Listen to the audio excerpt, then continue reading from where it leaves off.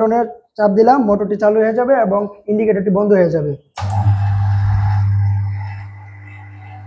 এই যে আমি পুশ অফ বাটনে চাপ দিলাম এবং মোটরটি বন্ধ হয়ে যাবে এবং ইন্ডিকেটরটি চালু হয়ে যাবে। এই যে এটা দুইভাবে নিয়ন্ত্রণ করা যায়। আবার হচ্ছে ম্যাগনেটিক কন্ট্যাক্টরের মাধ্যমে আমরা চালু করতে পারি। ওভারলোড রিলের মাধ্যমে আমরা এটাকে বন্ধ করতে পারি। এখন আসসালামু আলাইকুম, আমি আরমান ভুইয়া। আমি ভৈরব কিশোরগঞ্জ থেকে এসেছি লার্নিং ইঞ্জিনিয়ারিং ইনস্টিটিউটে হাউস ওয়ারিং এবং ইন্ডাস্ট্রিয়াল ওয়ারিং কোর্স করার জন্য। আমাদের বর্তমানে হাউস ওয়ারিং ক্লাস চলতেছে, ক্লাস নাম্বার 12।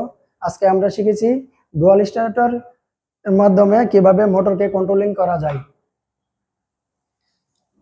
এই যে আমি প্রথমে লাইন দিলাম, তারপর ইন্ডিকেটর লাইন আসলো। এই যে এখানে আমাদের প্রয়োজন হয়েছে push on button, push of button, একটি ম্যাগনেটিক কন্ট্যাক্টর, একটি ওভারলোড রিলে, একটি মোটর।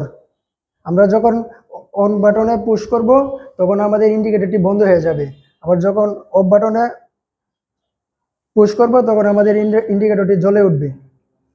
আবার আমরা ম্যাগনেটিক কন্ট্যাক্টরের মাধ্যমে এটাকে নিয়ন্ত্রণ করতে পারি। ম্যাগনেটিক কন্ট্যাক্টরের মাধ্যমে যদি আমরা পুশ বাটনে টিপ দিই তাহলে মোটরটি জ্বলে উঠবে। আবার যদি আমরা ওভারলোড রিলের মধ্যে স্টপ বাটনে টিপ দিই তখন আমাদের মোটরটি বন্ধ হয়ে যাবে এবং ইন্ডিকেটরটি চালু হয়ে যাবে। আসেন আমরা দেখি কিভাবে এগুলি কাজ করে। যে আমি প্রথমে পুশ অন বাটনে চাপ দিলাম, মোটরটি চালু হয়ে যাবে এবং ইন্ডিকেটরটি বন্ধ হয়ে যাবে।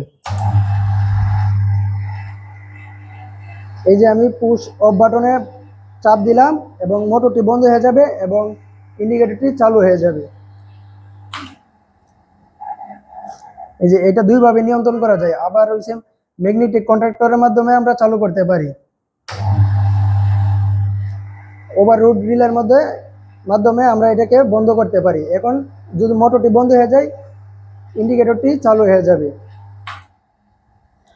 আমরা সাধারণত 1 থেকে 5 ঘোড়া মোটরের জন্য ডুয়াল স্টার্টার করে থাকি।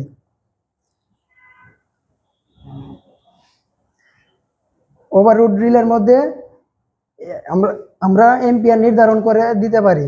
যে এখানে দেওয়া আছে আমরা কত এম্পিয়ার, আমাদের মোটর যত এম্পিয়ার নিতে পারে অত এম্পিয়ার সিলেক্ট করতে পারি। যদি তার থেকে মোটর বেশি টানে তখন এটা ট্রিপ করে দিবি। আর এটা হচ্ছে রিসেট বাটন, এটা দিয়ে আমরা রিসেট করতে পারি।